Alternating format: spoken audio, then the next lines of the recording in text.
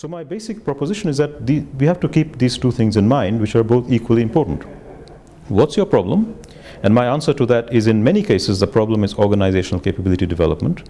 And it turns out that this problem is difficult to solve because you need to give rents for relatively long periods of time with a lot of conditions attached to them to ensure that the management and the stakeholders in the firm put in a lot of effort in continuous experimentation to raise their productivity.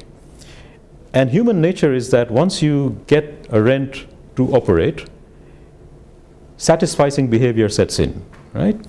And the problem here with most of these standard technology industries is that there's no rent at the end of it. So if you become successful, what you earn is a normal profit. So you have a very adverse set of incentives. The price for being successful is you lose the rent and you get a normal profit. No one wants that, right? And so the design of these industrial policy or technology policy instruments has to be very carefully done so that you can actually get people who are getting the opportunity of doing to actually do some learning.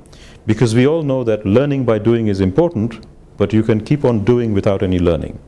And the trick is, therefore, to think through the rent structure in your instrument, the conditions which have to be fulfilled at each stage. Do you have the agencies and the political settlement to do that? If not, be flexible, think of another instrument. Or if you can't think of an instrument for that sector, think of another sector.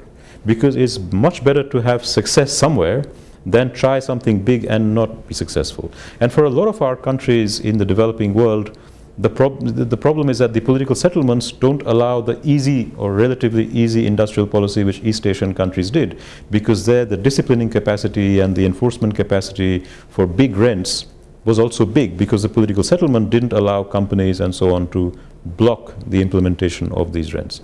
And I think the message that should go out from this is, yes, we need technology policy, but we also need to think through the design of this technology policy very carefully in specific contexts, for specific sectors, so that the outcomes that we want in terms of competitive enterprises emerging and employment generation emerging is achieved.